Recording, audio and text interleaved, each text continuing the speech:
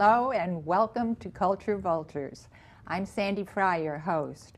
Our creative director is Nancy Cole, and this is a program that explores arts and culture all around Tampa Bay. And we have many things happening. Carolyn Kosar is the director of the Art Gallery of Hillsborough Community College at Ybor City. And Santiago Echeverri is Associate Professor of Digital Media at the University of Tampa. And somehow you both have connected to make a very exciting project. Well, as a professor at the University of Tampa in the art department, I have to present my work, my research. Caroline is a big collaborator of the art department, and so she comes to all the exhibitions. She saw my work and she said, it would be nice to do something together. And then a few years later, there was the opening to do a presentation during a show that it's a biennial that we organize at the university called Electronics Alive. And then Caroline invited me to do a lecture and a presentation of the best animations. So after that, it was just natural. It was a natural communication. And it was the UT Electronics Alive Animation Film Festival you're doing? I am the victim, but in a very good way. Good. It's Carolyn Kosar and Dorothy Cowden, the conspirators. Dorothy, yes. Yes. They started the idea. Wonderful. Yes, Dorothy and I we write grants for the Arts Council, and they ask institutions to collaborate. So Dorothy called me and said, I have a great idea. 2 years ago, I guess 2013, was Electronics Alive 7. And she said, I have a great idea. Let's have Santiago present a series of 20 short films and a lecture in our theater for our students and the UT students. And that's how it was born. And this year we're going to do it again. Oh, that's great. Now, it's every 2 years, is it not? At Ybor City Campus Main Stage Theater. The most amazing theater. It is very good. And I'm assuming it's open to the public? Absolutely, free of charge. And that's one of the most important things. We believe all the shows at HEC, the University of Tampa, all these lectures are free of charge. Anybody can come, anybody can attend, anybody can learn. And we believe in that spirit. That's terrific. That really is a good thing, and that's one of the things that I think we were so drawn to the partnership of this. And your particular expertise is in digital media, and animation has certainly come a long way from the time when I guess people, usually men, did cartoons forever. I mean, and they drew one by one. But it's a different world now, isn't it? It's actually not that different. Really? They are still locked to their desks with chains and gigantic balls. They cannot move. It's 70 hours a week. It's a very tough work. The difference is that it's a lot of men and women working together. And the industry has created a very difficult situation. And actually, it's a very important topic to talk about because consciously, as curators of the show, we chose works and artists that are independent, that do not have the support of big schools or big companies, because these big companies are the ones who have the money to pay for a promotion. These are people who are using open software such as Blender. They're working with very low budgets. They're working in their spare time because they have to work 3 different jobs. And that for us is extremely important. We are giving a window to artists and creators who are not necessarily chained to the traditional system. And that is extremely important, especially for our youth, so that they can realize that, yes, they can do it out of their own passion. They can learn the open source software and the open source tools, and they can produce extremely high quality works. When you decide to do these animations in the festival, do you have sources that you have always thought produce very good work? And are they only students, or are they people who are in the field already? How does that go? That's a very good question. We visit festivals, animation festivals. We go very specifically to one called SIGGRAPH. It's an annual event that happens usually every 2 years in California. It's in Los Angeles or San Diego. But it also travels. So this past year was in Vancouver, in Canada. So we visit the show, and there's an electronic theater. It's called the Electronic Theater, and we get to see the latest animations, the latest 3D animations, the latest tools from all over the world. It is a combination. But this past one was actually a very different situation. Instead of seeing a lot of very exciting new works from young people, even from schools such as Ringling or Full Sail or the School of Visual Arts in New York, we saw more trailers for games, trailers for movies, and that made a huge difference. And that's the reason. That's also one of the reasons why we said let's open the door, or let's try to explore also experimental video art in other areas of this electronic arena. Right. But did that take place not so long ago? This festival? The SIGGRAPH Festival was actually in August in Vancouver. Okay. And actually it's the center, is like the most important festival in the world. There are others that are exploring other alternatives from the perspective, not of the industry, but more from the educational and the artistic side. And we are going to start exploring those venues too. You had mentioned that things really haven't changed because people are still at their desks doing things far into the night. But there is some sort of technical advancement that has happened, hasn't it, to... Absolutely. Yeah. There is a technical development, but still, just to give you an example, in the movie Happy Feet, there's a scene where the little chick is running away from 2 seagulls. And it's a 20-second scene. It took them 6 months to do just 20 seconds. So it is a very challenging. It still requires a lot of common sense, because it's not only technical, it's common sense. The tool is there, but if you don't know how to give life to these elements, you lose completely the meaning of the movie. Right. Let me ask you this. You are now very well versed, obviously, in this genre. Did you start there?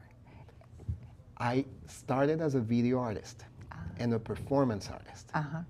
Then I got my master's degree in interactive telecommunications. So I became a complete computer geek. And it was right exactly at the beginning of the internet in 1995. And so it really transformed my life. But I still consider myself a video artist, because at the end, everything we see is inside a video screen. Whether it is a video screen that's going to be on our watches or it's going to be in our living rooms. Yep. So for me, it's that perspective. Well, it's so interesting that you said that the technical part has really not changed for people.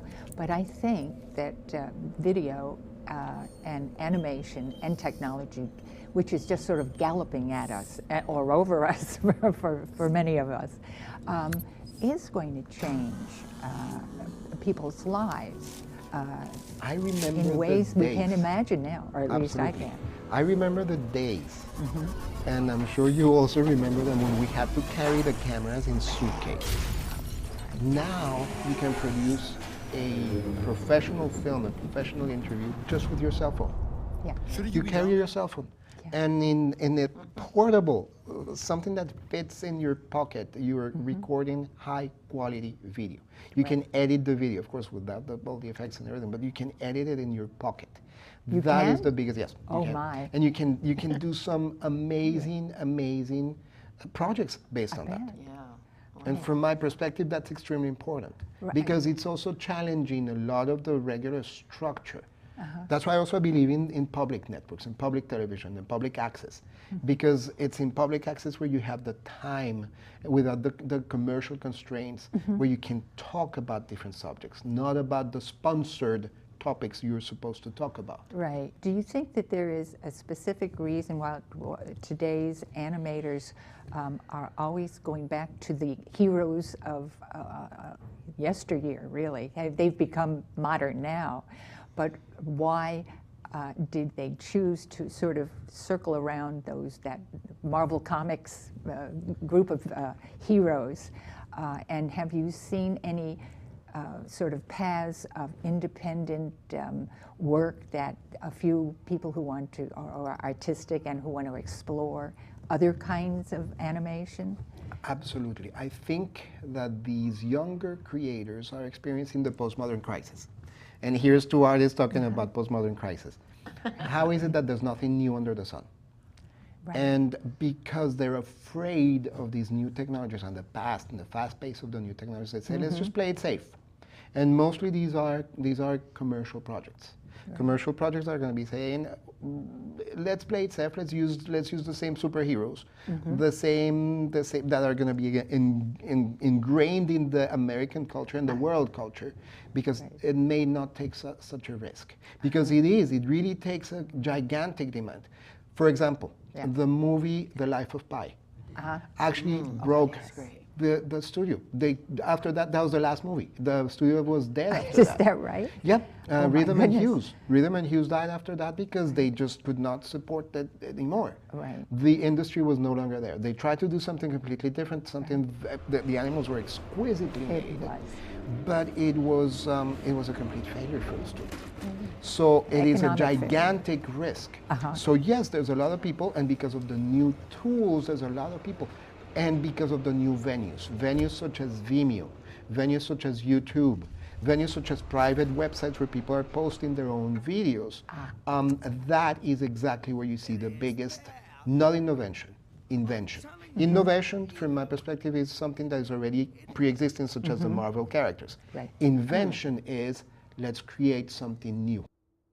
That is exactly where we're going to see. It's in the shadows where things are happening. That's why these talks, these shows that we're organizing, the risk takers like Carolyn and Dorothy, now these are the people who are opening the door to the people who are in the shadows, who are not still, so that they can present their work. Right. But of course, if it weren't for this speed of technology, they wouldn't be there. And that's, for one thing, because they may not be able to afford it. And that's one of the things that I think that UT is doing by expanding the whole media department. We are, and it is very important for us. We have a major called the New Media Production. We have another major called Digital Arts. The communication majors are all required to take digital arts courses. And so we're integrating a lot of elements. All the tools are now editing. Everything is digital video. Film is disappearing. And we're finally, after a lot of years, offering digital photography classes. So that, from our perspective, is going to be making a gigantic difference in the professionals who are going to be graduating from now on. Right. And Carolyn, in addition to your association with this particular event, your gallery now is offering just the most charming and beautiful exhibit by Suzanne Camp Crosby, who is a professor of art at Ybor City, HCC, and who I guess this will be her farewell exhibit. Yes, well, the exhibit, Assembly Required, is actually, there's samples of her 20 years as full-time faculty at HCC, but she's actually been there about 38 years, and she retires April 30th. Because I'm well aware of her. Come. Thank you. It's a beautiful show. I've already seen it, and I loved it. Yes. Compositions and right. Well, I knew her when she was the photographer for USF and getting her advanced degree as well. And I also knew her as a great swimmer. She's a terrific swimmer. Still swims. She has 3 sons. One of them is a terrific swimmer, and I think is a swimming coach right now. Yes. And because she has 3 boys, I think she does the most wonderful collages to photograph. They include things we know in our lives, but they're not same old, same old. She just has this terrific way of juxtaposing elements, and also combining them with reality. Yes. And that I have a picture of cows in a pasture. And you have to look very carefully where Right. you see the first cows are plastic. They're plastic cows, yes. That's right. Yes. And I, Well, you know, I have to say that Suzanne has told me that, you know, as she was a mother and having 3 sons, you know, and teaching at the same time, there's not time for a whole lot of creating. So Right. she would take like their toys and use them as props, right. and create what she could. And you know, she's directorial, so everything is in front of the camera. Yeah.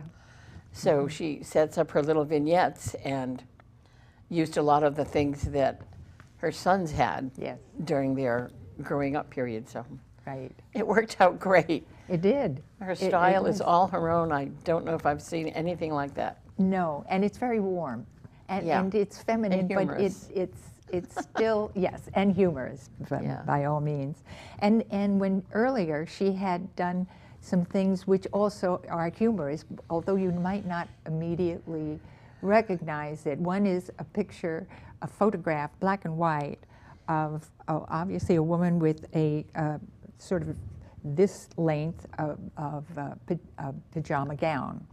And she is standing on, looks like an encyclopedia. So all you have from the waist down are these bare feet on an encyclopedia. And it's sort of wonderful. I can't tell you why, but it really, really is.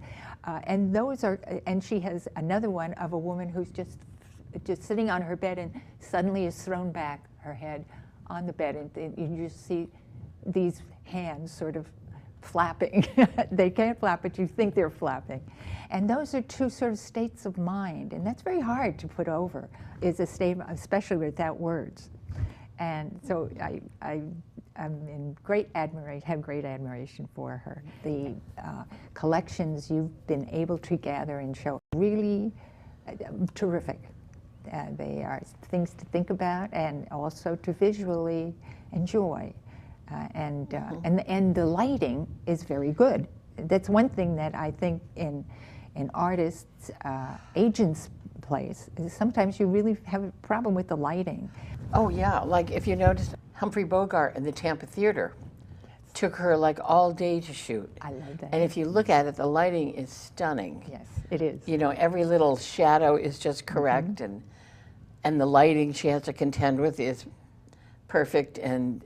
But it took a long time. Oh, I'm sure. Tedious work. Right. And it looks so artless. I mean, Yeah. you know, it's just like, you never get that sort of effect if you just put things together. Oh, okay. That's it. Yeah. Well, that's very, So it's a lovely exhibit. I hope you it is. all can come and see it. Well, I think that everybody who is interested in the least about certainly animation, any parent has no choice.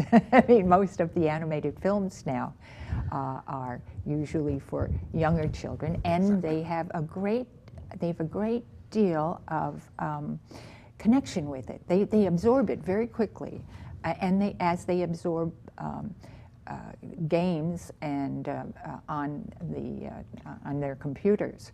Well, I have a couple of grandsons who are doing Minecraft. Yep. And the youngest one, who was 4, said, What that is. said Oh, you'll see. Grandma, what do you think I'm using for my house? I said, is it concrete block? And he said, no. I said, is it timber? He said, no. I said, what is it? He said, it's obsidian. And I said, Black obsidian. obsidian. And it's Wow. cubes. Minecraft is actually, Yes. I'm not addicted because I don't have the time to play it. But think of a universe where everything is made out of small little cubes, like Legos, but they're all cubes. Right. And so everything is inside a perfect 3-dimensional grid. Yeah. And the kids are just obsessed building these universes and spaces, which from my perspective my. is To amazing. check that out. It is. It's amazing. And then when you realize it's completely related to what we're doing today in digital arts. They're using visible blocks. Yes. We're trying to make these blocks as small as possible. And in my case, no. In my case, I just fragmented so that you can actually see the blocks in motion. So for me, it's between this low resolution and high resolution that's completely tying into the grid. Wow. It's essential. And it's tying in into photography, which is the biggest challenge of digital photography today is that it lost the analog feeling, the chemical random pattern that used to be on the paper. Now it's actually also made into a grid. So they're trying to fight the grid and make it even smaller and smaller so it becomes completely imperceptible. Right. It engages the young men particularly, I think. And even though there's no real battle that's attached to Absolutely. this program. One of the things that's also one of my goals is that, yes, I will be talking about animation. Yeah. But animation is just a very small component of what we call multimedia and hypermedia. So how is that with just a very small element, we have to look also into installation, Right. interactive media, narration, phone art. There's so many new things that are happening. Right. That's right. Do you know, one thing that I've always thought of was that animation has never been used in political ads. Unless they have a point to make, but aside from that, they haven't. Because I guess animation, to some extent, is something that is comedic because of the sort of the activity of the medium. And but they haven't done that yet. But don't worry, they will. I'm sure. They will. They will when there's going to be more people prepared for that. It still takes. That's also one of the things people don't realize, the amount of work that's behind. A lot of students say, "Oh, I want to be a game designer. Oh, I want to be a 3D animator." Right. And then they get in, they start learning the tools. Believe me, when you see the screen of Maya, you're like, Right. what is that? It's like, is it real? That's right. And then when they realize that they have to know math and apply math to the games and start implementing like physics and laws of physics and break the laws of physics in the games, they realize it's not exactly. So that's why we are trying to prepare students, and it would be ideal to start even earlier in high school, so that they're able to understand the notion of STEAM, science, technology, engineering, Right. arts, and math. The art is the extremely important component, Yes. but then you need math, you need the engineering, all you of need that, yeah. all of that, Yeah. so you can integrate it. And actually, when you're going to come visit the show at the university, you're going to see the entire combination of STEAM in every single one of the Oh, works. fantastic. Well, your talk on February 12th at HCC's Main Stage Theater in Ybor City is something I'm sure that anybody who is in the least bit modern thinking is going to want to attend. And I think it's just a great idea that you have combined to produce something that will have interest to audiences. And that's just the students. Yeah. We have a whole community of people who, from varying degrees, I include myself, who are ignorant of a lot of the animation or any kind of technology. For some reason or other, it always it doesn't like me. And I've had computers that have refused to budge, for days, and then all of a sudden someone else approaches it and it starts. And I'm thinking, I really think that I need a teacher, and I'm sure people do Santiago that. is a brilliant speaker. Yes, And I'm I fun. bet. You're funny. Yeah, I'm funny. Oh, Yeah. you are funny. I can tell With that my right accent? now. No. It's sort of like Desi Arnaz, which is fun. He was cuter. He was, right. How many entries do you have in the festival? I don't know exactly the But name, roughly. but more or less 20 animations, but we also have installations and digital art. So it's going to be in total around 50 artists. That's huge. International, from all over And the world. international. Yep. Wonderful. It That's is a huge. fabulous Yeah. thing. It's wonderful. Right. And It's one of the best exhibits in Tampa Bay.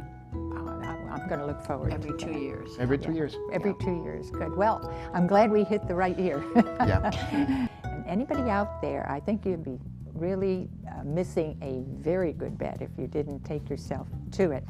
Thanks a lot for being with us, and particular thanks for both of you. And we'll see you again.